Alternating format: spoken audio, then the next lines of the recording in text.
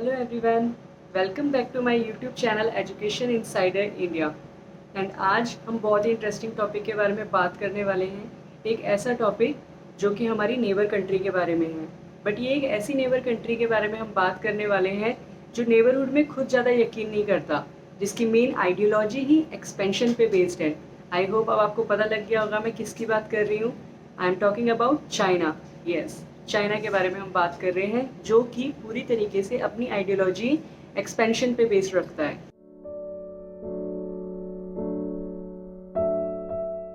Nineteen 1978 Chinese economic reform, no doubt वो economy तो बहुत ज़्यादा अपडेट हुए ही हुए, उनके साथ साथ ही उसने लैंड बाउंड्रीज़ को भी और ज़्यादा एक्सपेंड करने की ठान ली।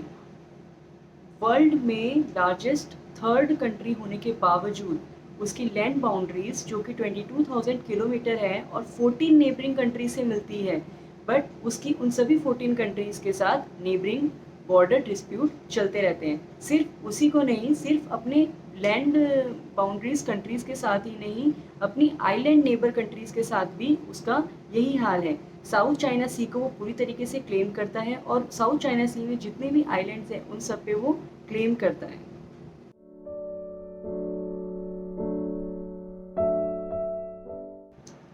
चाहे हम उसके पास्ट के बारे में बात करें, उसके प्रेजेंट के बारे में बात करें, या हम उसके फ्यूचर के बारे में भी फॉर श्योर बात करें, तो वो अपनी इस आइडियोलॉजी को लेकर बिल्कुल भी चेंज नहीं होगा।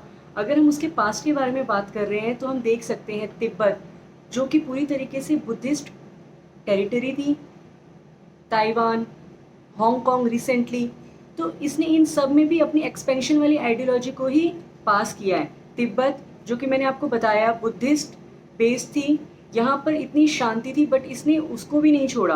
वहाँ के सारे मोनेस्ट्रीज जो थी उनको डिस्ट्रॉय किया, वहाँ के मॉन्क जो थे उनको इतना बेबस कर दिया कि उन्हें वहाँ से माइग्रेट होना पड़ा, उसे उन लोगों को वहाँ की जगह को छोड़ना पड़ा और शिफ्ट करना पड़ गया। अब सेकेंडली मैंने अभी बात करी ताइवान की, तो वर्ल्ड वॉर 2 के बाद चाइना वालों ने ताइवान को भी इन्वेड कर लिया। अगर हम रिसेंटली बात करें तो हांगकांग प्रोटेस्ट आपने सुना ही होगा। वो प्रोटेस्ट हुआ क्यों था? इसलिए उसके पीछे भी चाइना का ही हाथ था।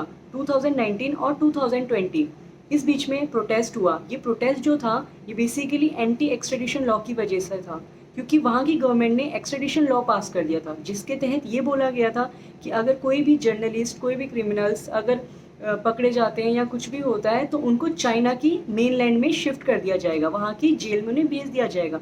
और वहाँ के सिटीजन्स ये बात अच्छे से जानते थे कि अगर एक बार वो चाइना के मेनलैंड में पहुँच गए तो it's kind of impossible for them कि वो दोबारा चाइना से वापस अपनी कंट्री हांगकांग आ पाएंगे।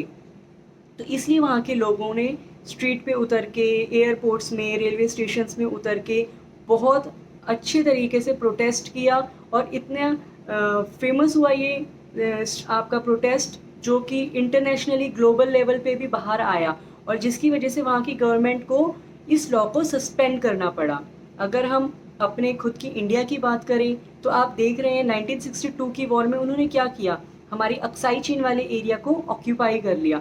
अभी रिसेंटली अरुणाचल प्रदेश, हमारे नॉर्थ ईस्ट में भी उनके सोल्जर्स और हमारे सोल्जर्स के बीच में ज़्यादातर क्लैश किस वजह से होता है? इसी वजह से होता है क्योंकि वो अपनी टेरिटरी को बढ़ा के हमारी टेरिटरी में इंक्लूड करना चाहते हैं। अब क्या हो रहा है, अब अगर आप अरुणाचल प्रदेश की हम बात जो कर रहे हैं तो आप देख सकते हैं कि चाइना वाले रिलीजियस फेथ के अकॉर्डिंग ये बोलते हैं कि अरुणाचल प्रदेश हमारा हिस्सा है।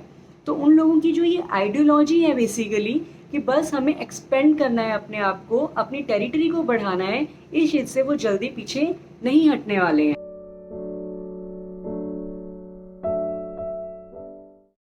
चाइना की और नोन और अननोन फैक्ट्स को जानने के लिए आप मेरी अपकमिंग वीडियो ज़रूर देखिएगा। तब तक के लिए शेयर, लाइक, सब्सक्राइब ज़रूर कीजिएगा। Thank you.